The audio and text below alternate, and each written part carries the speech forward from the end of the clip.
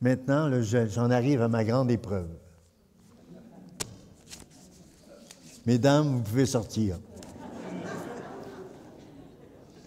Non, mais mettez-vous à ma place. Un curé catholique, au moment où le Vatican ne semble pas toujours être en amour avec les femmes, qui va parler des femmes. Moi, je crois que ça dépasse la mesure. Mais j'oublierai jamais, moi. Je suis le contemporain du droit de vote des femmes. Le droit de vote des femmes, en 1944. C'est pas loin, ça, pour moi. Et j'ai vécu ce qui est arrivé aux femmes à Québec. Complètement. C'est très simple. Grande famille, beaucoup d'espace. Les enfants s'élèvent mutuellement. Il y a, disons, presque l'obligation d'avoir des enfants le plus possible, paraît-il. Arrive tout à coup la guerre. Les femmes sortent de la maison, font de l'argent, retrouvent tout à coup une certaine dignité intérieure, ne dépendent plus nécessairement du salaire de leur mari. C'est quelque chose, hein? Tout à coup, ils retrouvent... Je ne parle pas de... Je justifie rien, je raconte. Un historien, ça raconte, hein? Je raconte, là. Faites-moi pas dire des choses que je n'ai pas dites. Je raconte. C'est arrivé comme ça. Et tout à coup est arrivé en 1969 la pilule et plus tard le condom, ce qui fait que l'homme perd son pouvoir de décision absolue vis-à-vis de la naissance de l'enfant ou de faire un enfant. Vous me comprenez? C'est quelque chose, ça, dans une société. C'est pas facile à intégrer. Une femme qui est tout à coup sous la pression, j'oserais dire, d'une vie économique très avantageuse, c'est fini la terre, c'est fini le petit travail, 7 jours par semaine, tu t'en vas, tu gagnes de l'argent, je l'ai vu. Et à partir du travail, elles ont développé un goût de l'émancipation, c'est normal. On ne peut pas leur reprocher, c'est normal. Mais en même temps, est arrivé tout à coup cette histoire où la procréation, qui était presque le privilège masculin, ne l'est plus. Ça fait 2 révolutions violentes au Québec, et comprenons que le Québec évolue un peu rapidement, drôlement, et sans se retomber sur ses pattes. C'est quelque chose tout à fait contemporain. Je pourrais en parler longuement, ce n'est pas mon rôle. Je considère, moi, que le féminisme, c'est quelque chose de très important. Pas le féminisme un peu tapageur, là. L'émancipation de la femme, c'est quelque chose d'aussi important que ce qu'on a vu aux États-Unis avec la libération des Noirs. C'est très important. Il faut le faire entrer dans notre histoire. Puis encore plus important pour l'Église catholique, qui a beaucoup de difficultés à intégrer ça. Il faut comprendre, l'Église catholique, c'est une Église universelle. Elle fait affaire à des femmes d'Océanie autant qu'avec des théologiennes émancipées du Québec. L'Église catholique est aux prises avec différentes mentalités de partout. Et c'est très difficile pour elle d'en arriver à comprendre. Et ensuite, comme elle est, en plus, là, dirigée par des hommes, la difficulté ne diminue pas entre nous, hein? C'est pas fait pour diminuer la difficulté. De sorte que nous sommes dans une impasse. Moi, j'ai toujours confiance en l'avenir, de sorte que je sais qu'il faut en arriver un jour ou l'autre à repenser tout ça tranquillement, mais ne jamais oublier que l'Église catholique, c'est une Église universelle. Elle a affaire aux femmes du Rwanda comme elle a affaire à la dernière féministe de France.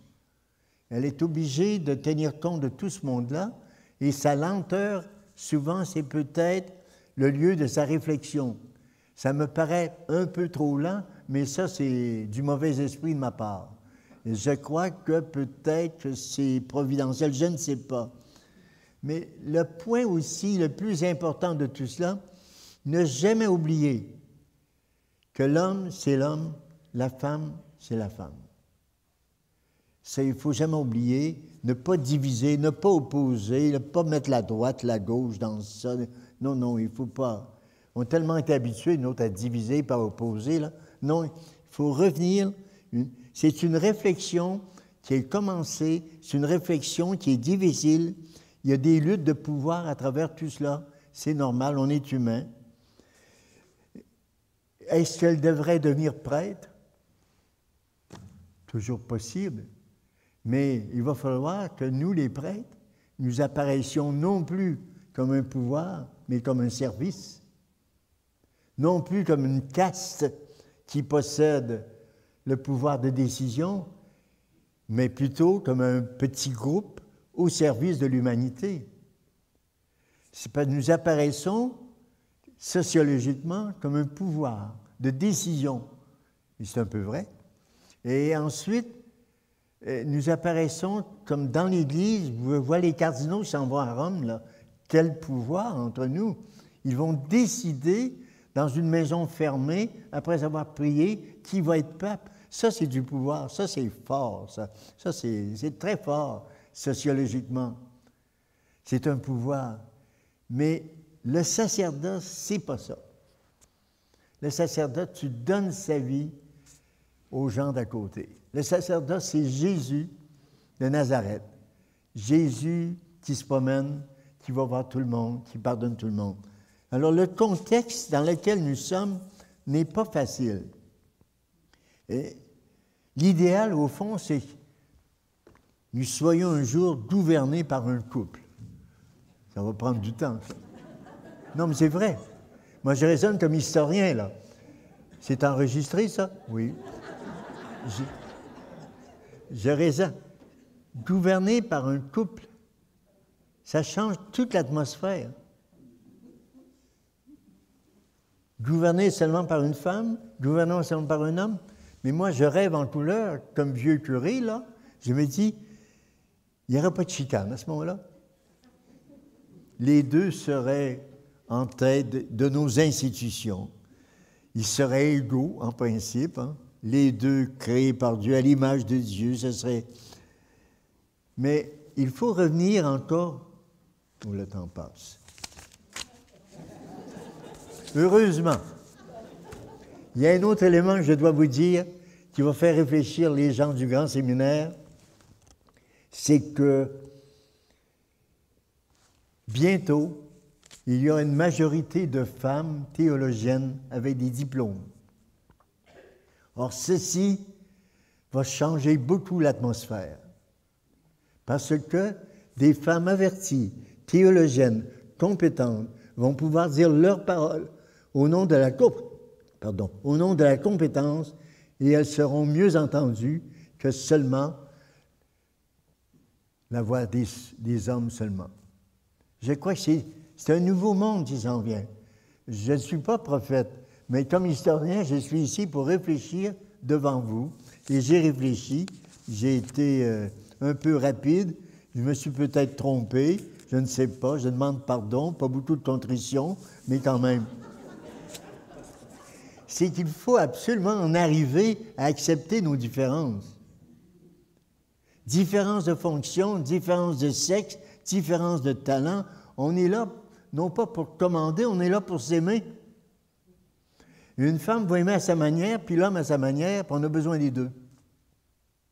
Alors, j'aime bien ça. Il faut penser beaucoup à ça. Moi, je pense beaucoup souvent à la manière dont les femmes aiment leurs enfants, qu'ils soient petits ou petites.